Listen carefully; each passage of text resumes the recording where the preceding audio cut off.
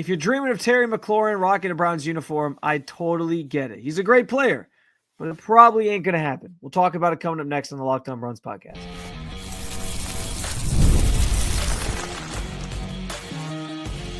You are Locked On Browns, your daily Cleveland Browns podcast. Part of the Locked On Podcast Network, your team every day. What's up, Dog Pound? I'm Spencer German, your host of the Locked On Browns podcast. I'm proudly covering your Cleveland Browns each and every single day in the land and on the road. Terry McLaurin has officially requested a trade, and I know you want him as a Browns fan. I know you want him in Cleveland. It just doesn't make sense for the Browns. We'll talk about it. Andrew Berry should be at least picking up the phone and giving Zack Moss a call, but there are some hurdles that have to be cleared, and I'll discuss whether or not Kevin Stefanski is a top 10 coach. First, though, I do want to thank you for being an everydayer with the Locked On Browns podcast, making us your first listen every single day. Remember, you can find Cleveland Browns content with Locked On Browns every week, Monday through Friday, guaranteed, with bonus content on some weekends as well, and it's totally free to you. Just hit that subscribe button wherever it is that you get your podcasts, and of course at the Locked On Browns YouTube channel. You can also get involved in the show, share your thoughts on anything we discussed today in the comments section. This is your team. Just be part of the conversation every single day. And listen, big news came down yesterday. It was the Hall of Fame game Thursday. By the way, everyone who says football's back on that night, I get it. There is technically football on your TV every single week from here until February. I get it, but I just it's more like air quotes football is back, because that's not like real football. Okay, it was preseason. It was the backups to the backups. I just always laugh when we do that and we're like, hey, football, meaningful football is back. No, nobody. Like I watched about 5 minutes of that game. That was all I really paid attention to. It's the Hall of Fame game. I mean, it's a football game. It's an exhibition game draped in pomp and circumstance because it's the Hall of Fame, and that's cool. But regardless, Hall of Fame game day came with some big news in that Terry McLaurin has officially requested a trade out of Washington as his contract dispute continues.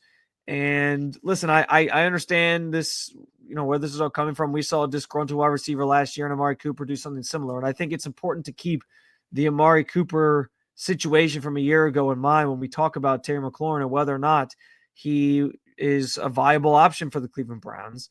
And listen, Terry McLaurin is an awesome player, objectively, undeniably. Like, I understand why people want him. I understand why everybody's minds, and it's not just Browns fans, by the way, it's fan bases all around the NFL are like, I would take this guy in a heartbeat. I was texting with some buddies of mine who are Bills fans yesterday. Being from Western New York, I know a lot of Bills fans, and they were saying, like, we would take Terry McLaurin. We love him here playing with Josh Allen, and I get that. I 100% understand where everyone's looking and saying Terry McLaurin's a great player. I would take him on my team. It's a very fair way to go about this. It's a very fair way to approach it. I think it makes a lot of sense that people would feel that way about Terry. But here's the thing. The finances of it, the age of Terry McLaurin, I just don't think the Browns can justify it if they were to trade for him and give him a new contract. And I mentioned Amari Cooper from last year. The Amari Cooper situation is the barometer for how they are likely to approach a situation similar a year later where there's a guy in the market that they can maybe acquire. The whole Amari Cooper, the whole premise of the Amari Cooper fallout last year was that he was 30 and the Browns didn't want to pay him. They did not want to pay a 30-year-old wide receiver a new contract, for several years at a high dollar amount, because these receivers obviously get more and more expensive every year. And as their peers get the big money, they don't, teams don't want to pay what it's going to cost to pay these receivers nowadays at an advanced age or at an older age. And I 100% understand where that comes from. That's not to say Terry McLaurin won't still be producing when he gets beyond 30, which, by the way, he turns 30 in a little over a month from now. September 15th is his birthday. So he'll be 30 here pretty soon. It's not to say that he won't still be able to perform at a higher level, but these teams get weary of, and the Browns have sort of signaled to you that they are weary of paying a guy once they turn 30, because again, that's the age that's kind of the red flag of things are going to start to fall off here. Guys aren't going to be as productive, and that's just based off of the history of the NFL, what they've seen at these skill positions, other players who have had similar situations and outcomes, and it's just teams are weary of that. It's on their radar, and so if they weren't going to pay Amari Cooper last year, who was a member of this team already, and so you don't have to give up assets for him, and they saw firsthand how great he was.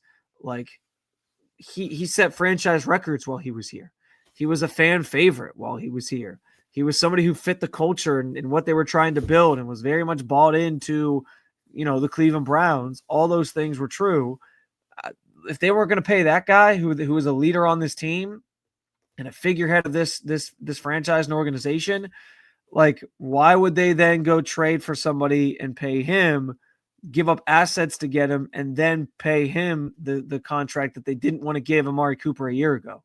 It just doesn't make sense. I don't know if the Browns can honestly, I just don't know if the Browns can justify it. I don't know that they would justify it, which is why I don't think it's going to happen. Now, listen, Andrew Berry should absolutely pick up the phone if it's not going to cost you much to get him. And I mean, here's the thing too. From everything I've seen reporting wise, I don't think Terry McLaurin is asking for Justin Jefferson money. I think he understands kind of where he's at in the pecking order of wide receivers. So that's the one, and his age. Like, I think he understands that he's not going to get like top dollar.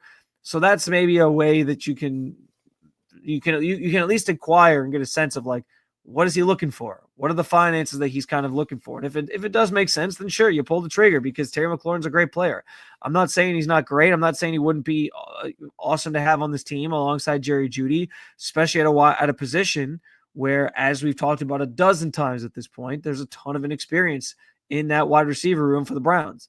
I just don't think, based on how the Browns have done business before, how the Browns have handled these situations before with aging wide receivers that are going to turn 30, it doesn't add up to them actually pulling the trigger on this. But yes, Andrew Berry should absolutely call and get a lay of the land, get a sense of where things stand, what type of package it would take to get him, and then what type of money he's looking for in a contract. And then, maybe things are better, or it's not going to cost you as much as you think, and you can get a deal done, and it surprises us. I just don't think it's going to happen. And ultimately, we have seen other examples of wide receivers requesting trades recently, and these tend to just end. T. Higgins was a notable one from the Bengals. Obviously, these last couple of years, he was caught up in that situation. It ended with him staying where he's at. It ended with him staying in Cincinnati. Brandon Ayuk was one last year, staying in San Francisco. I believe Deebo Samuel was another one that requested a trade. He wound up staying in San Francisco until he just got traded recently to Washington. So listen, like, I think it's hard for teams to basically make these things happen. It's rare that they do, just because you requested a trade. And I think he ultimately just ends up back in Washington and this all gets resolved. Sure, Andrew Berry should pick up the phone. I don't think Terry McLaurin's coming to the Cleveland Browns, though. And I want to just make sure I temper your expectations now as this conversation and this situation continues to play itself out. The Browns should absolutely give another call, by the way, to Zack Moss, who recently just became a free agent released by the Cincinnati Bengals. But I wouldn't bank on him saving this running back room. There's some big, big hurdles that he would have to clear. We talk about it coming up next on the Locked On Browns podcast. Ever wish managing your money felt easier? With Monarch Money, it can. Whether you're growing your savings or planning a big purchase, Monarch puts you in the driver's seat. It's like having your own personal CFO, giving you full visibility and control over your finances. Monarch Money is more than just a budgeting app. It's a complete financial command center. You can track all your accounts, investments, and spending in one place. So in addition to managing your money, you're also building wealth. My wife and I have been trying to get some bigger projects done around the house this summer. Plus, willing to take a couple trips. We ended up doing that. And so we had to get a better look at our financial picture, whether we could save some money to get the things done that we needed to do. Monarch Money has made managing our money together as a couple smoother than ever before. Take control of your finances with Monarch Money.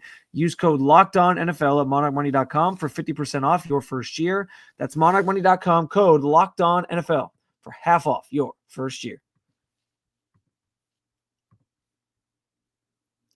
So the Bengals just released running back Zack Moss earlier this week, and my mind instantly went to, okay, this is a guy that, as the Browns deal with the fallout and the current circumstances of the Quinshon Judkins legal situation, the fact that he has not reported, the fact that he's not signed, and it's kind of this waiting game to find out if he is going to play for the Browns this year, if he's going to get suspended, all these different things. Legal process has to play out. As Jimmy Haslam said the other day, the legal process is not a quick one. So it's a waiting game. And so the running back room sort of is in flux. I think they feel pretty good about the fact that, like, Jerome Ford's back on the field. Chance for him to sort of anchor this group once again with Dylan Sampson worked in. And those might be honestly, like, somebody like Dylan Sampson being here might be a reason why the Browns are like, we don't necessarily need to add a veteran running back to this room. We feel pretty good about it. We'll deal with the consequences of the Quinshon thing, however long they're going to be, and we'll sort of just like bridge the gap with a young guy that we're really excited about in Sampson, a guy that we trust in Jerome Ford, and be on our merry way. But there is, without Quinshon, it's a room that took a hit. It's a room that you had more confidence in prior to training camp, feeling like he was going to be this anchor, this workhorse back out of the backfield. And I talked up the fact that if they're getting back to Kevin Stefanski's offense, it can be an explosive group. And so it feels like they take a little bit of a step back here. They take a hit here, obviously. And so how do you navigate this thing? And if you're just looking for more bodies in that room and more guys that maybe can give you something, I think Zack Moss is absolutely somebody that you give a call to. Now, here's the thing. This is going to be complicated because of Moss's neck injury that he's dealing with, which is why he started training camp on the non-football injury list and why the Bengals largely were released. James Rapine, friend of mine, one of the hosts over at Locked On Bengals, made it clear that Zack Moss's release was heavily revolved around this neck issue that he has, and that it could potentially be a career-ending thing. And so it feels like the Bengals were sort of doing him almost a favor and saying, listen, we don't know where your career is headed. We don't know if you should play football again. We're going to release you and let you be on your way. You'll get the rest of your contract that you're owed from a guarantee standpoint, and we'll be good. But that doesn't mean that Zack Moss is done playing and that Zack Moss isn't being told other things by doctors or whatever. I'm sure he's getting second opinions, third opinions, all these different things on what his future holds because he wants to play football, I would guess. And if that's the case, then it's at least worth inquiring to see if Zack Moss has any desire to still play football, the severity of the injury, and going from there. Because he could instantly become, if he's healthy, one of the top backs, if not the top back in this room. And that is, again, assuming health, which is a big if at this point.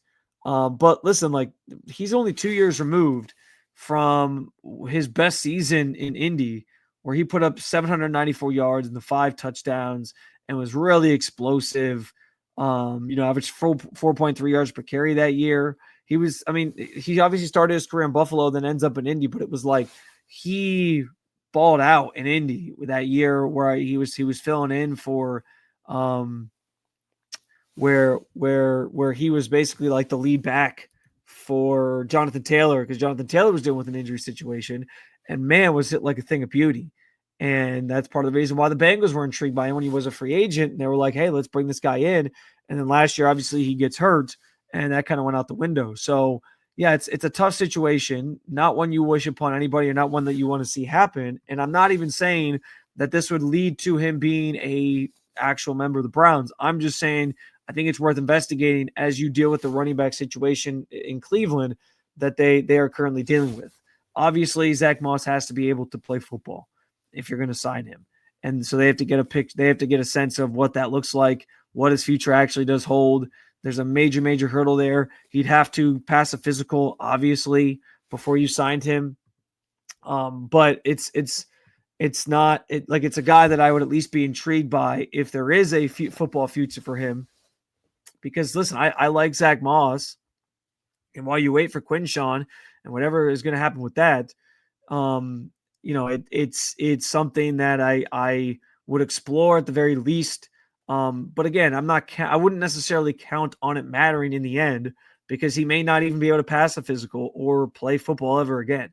And obviously the Browns are dealing with a situation in their own with that, the Jeremiah Owusu-Koramoah neck injury that cost him this season and could cost him a career as well. We don't know how that's all going to play out or what that's going to look like, but for sure, like it's worth looking into, because I think Zack Moss is a good player, and you have a weakness now at running back, or you have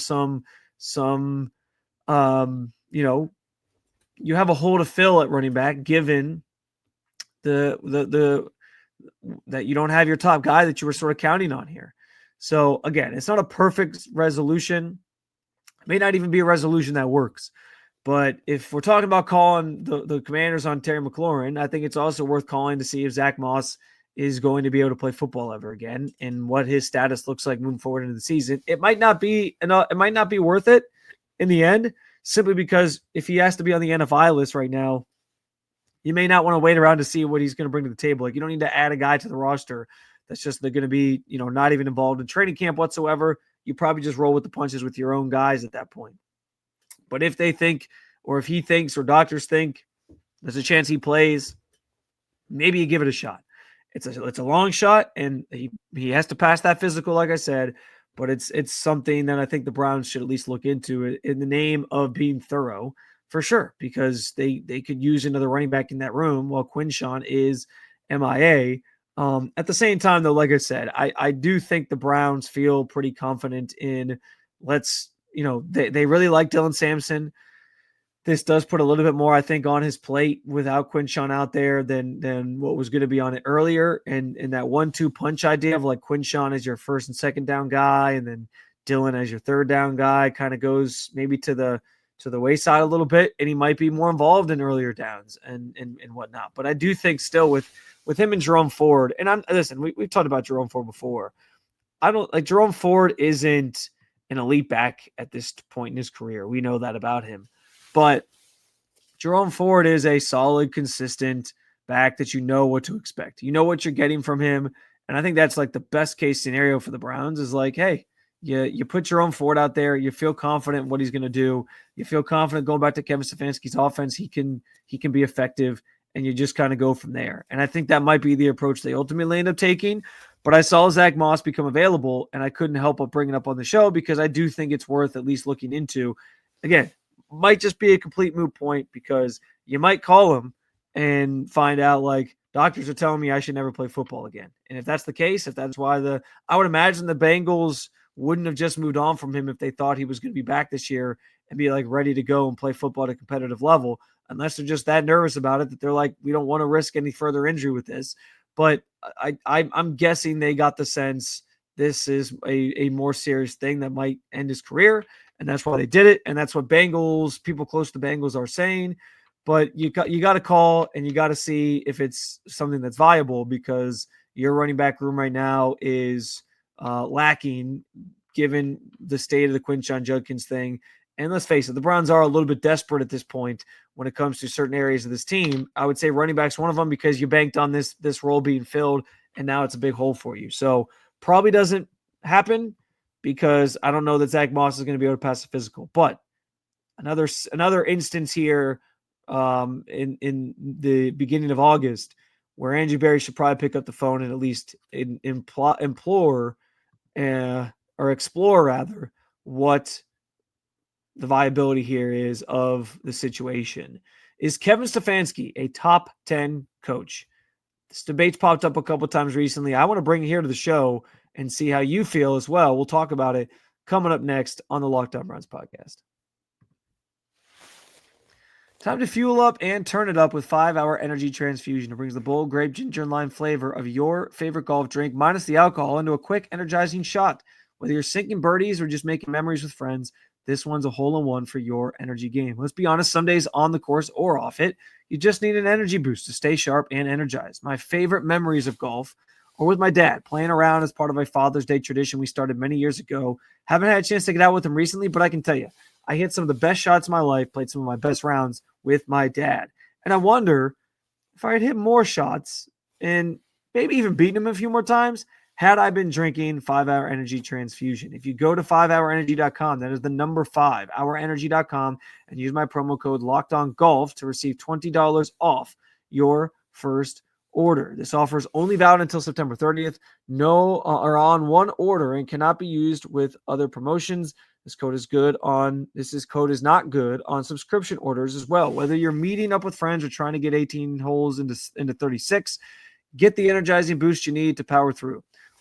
Order transfusion flavored 5-Hour Energy shots today.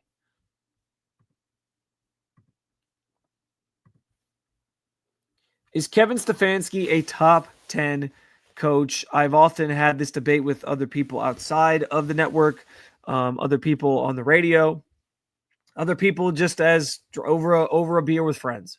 And I think it's an interesting one, especially because a friend of mine, Tyler Dunn, who is one of my favorite just inside sourced writers in the NFL, has his own website, golongtd.com. golongtd.com, and he he was on locally here 92 through the Fan, where I also work part-time, and talked about the idea that Kevin Stefanski is a top 5 coach in football and that some of the hate that he gets locally is unwarranted. And I thought top 5 was crazy. I was like, top 5. And I was trying to wrap my head around and I don't know that anybody asked him as like a follow-up, like what coaches would be ahead of Stefanski, but I found top 5 to be a little too rich for my blood when it comes to ranking Kevin Stefanski among his coaching peers. Now, that's not to say I think Kevin Stefanski is a bad coach. I have banged the drum for Kevin, maybe to my detriment at times, believing that he can be part of the solution here in Cleveland, that he is a good coach, and that, certain circumstances have hindered him and hurt him. And he was expected to get more out of Deshaun Watson. We know that. Ultimately now he's going to be judged by if he finds the right quarterback that he's been sort of coveting to run his system, run his offense, and be effective. So we'll see what all that looks like as it plays out. But I think Stefanski is a good coach. I think top 5 is a little too high, but top 10 feels like where the debate really begins for Stefanski. And so as part of this exercise, I just went through and I was like, all right, let's figure this out. What coaches legitimately would I have ahead of Kevin Stefanski when it comes to ranking all the coaches in the NFL? There are some obvious ones. Obviously, Andy Reid is number 1 in my book. Guy's won multiple Super Bowls now. He's still the best in the game, one of the best in the game. Has to be on my list. I have number 1.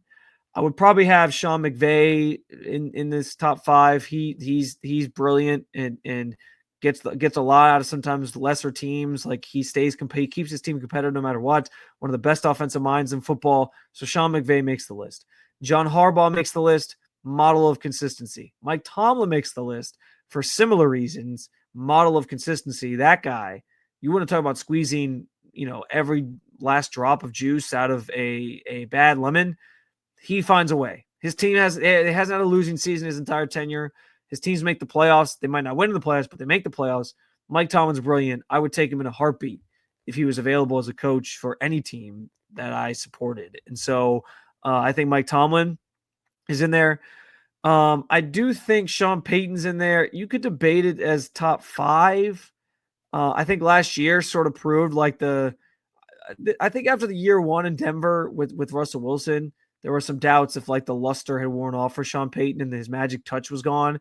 But I think this past year showed you once he gets the right quarterback, and Bo Nix was clearly the right quarterback for him, things aren't as bad as they seem. And so I think Sean Payton is still up there. I think Dan Campbell is absolutely up there. What he's done with the Lions, turning around a dilapidated franchise, has been remarkable. He's such a football guy. Everybody loves Dan Campbell. I think he's proved a lot of people wrong because people thought he was just this dumb meathead who wasn't going to be a good coach, and he's been awesome. So I think Dan Campbell's in the top 10. I think Jim Harbaugh belongs in the top 10 despite just kind of getting back into the NFL. We've seen at every level how great of a coach he is. I think Kyle Shanahan's up there. I debated whether I would put. Listen, I think Kyle Shanahan and Kevin Stefanski are close because Kevin's beaten Kyle Shanahan, frankly, with lesser talent, by the way. But also, like, I think they both are really good offensive minds. Now, Kyle, I think, has a little bit more on his resume. He's made it to Super Bowls. He's challenged for championships. He might come up short, but he's been there. He's been on that stage. That's a level Kevin Stefanski's never gotten to. And so for that reason, I think Kyle Shanahan is ahead of him. Nick Sirianni, who I know gets a lot of flack, but I've talked about it. Like, Eagles fans can't complain anymore about Nick Sirianni. That guy's gotten you to 2 Super Bowls and won one in the last 3 years. Like, what's there not to like? I think Mike Vrabel is – I think I would take Mike Vrabel over Kevin Stefanski, and it's no disrespect to Kevin.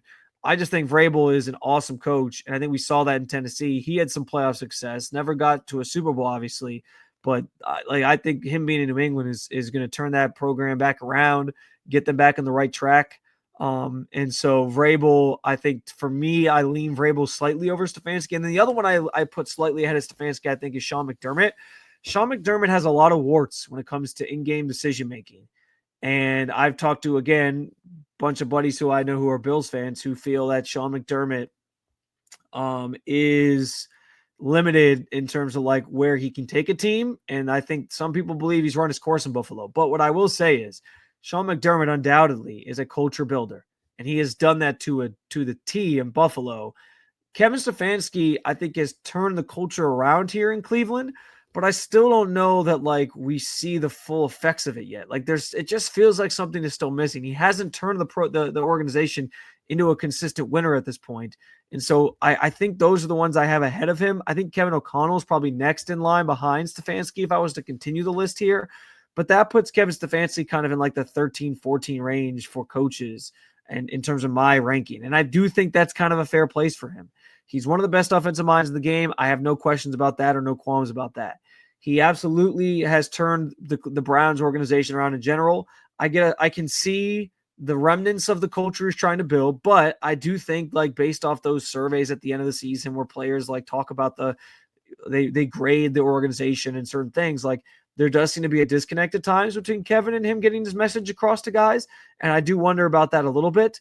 And I know there's the 2-time coach of the year thing. The coach of the year thing, though, is such an arbitrary thing. Like there's been plenty of coach of the years who have gotten fired. I mean, Brian Dable was a coach of the year his first year in New York. At least I believe he won it that year. And a couple years later, they're talking about they want to run him out of town because this team stinks, and they let Saquon go to the Eagles and go win a Super Bowl. Like it's all very arbitrary.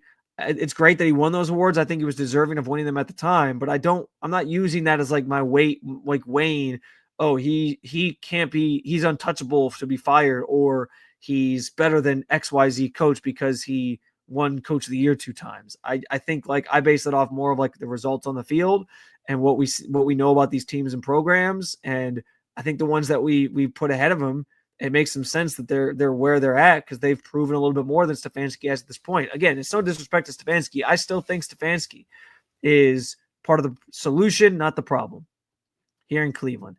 And I still think that Stefanski has a chance to put this organization in the right place moving forward if he gets the leash to do it. And it sounds like he's going to get the leash to do it based on what Jimmy Haslam keeps saying. But I can't possibly put him top 5 at this point.